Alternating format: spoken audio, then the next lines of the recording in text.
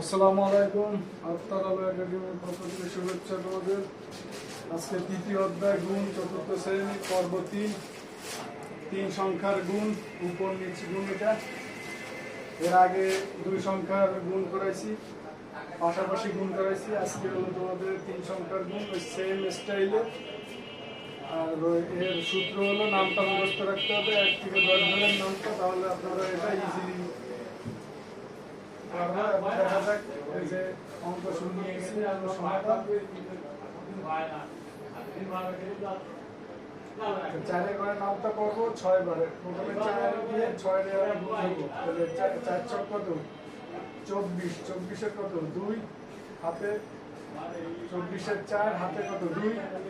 এখন এই 4 দিয়ে আবার এই 7 দিয়ে গুণ দেবো, এটা তো হয়ে গেল। এখন এইটা 4 সাথে 28 আর 2 30 0 হাতে কত 3। 4 দিয়ে 2 দিয়ে গুণ দেবো, 4 2 8 আর 3 11। তাহলে আমার এইটার কাজ শেষ। এখন কি এই দ্বিতীয়টায় যাবো না, তাহলে একটা 0 দেবো। এখন কি 7 দিয়ে 6 এর গুণ দেবো, তাহলে 7 এর ঘরের নামটা বলবো। তাহলে 6 7 42 এর 2 হাতে কত 4।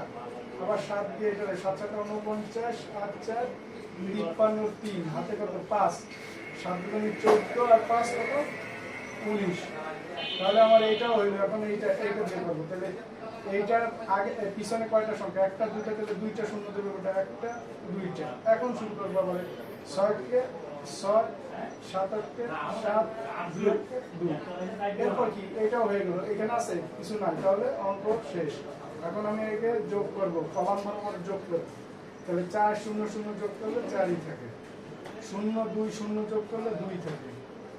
1 আর 3 কত 4, 4 আর 6 কত 10 এর 0 হাতে কত 1। এই 1 এর সাথে যোগ হয়েছে, তাহলে 1 1 2 9 আর 2 11 11 আর 7 18 8 হাতে 1 2 আর 1 3 3 আর 1 4। সমাধান হয়ে গেল প্রথম অঙ্কটা। এই দ্বিতীয় অঙ্কটা হচ্ছে, দেখেন কিভাবে করি। তাহলে এই 2 দিয়ে কি হবে, 5 এর গুণ দিতে হবে। তাহলে 2 এর ঘরের নামটা 5 বার করতে হবে। তাহলে 5 2 10 এর 0 হাতে কত 1।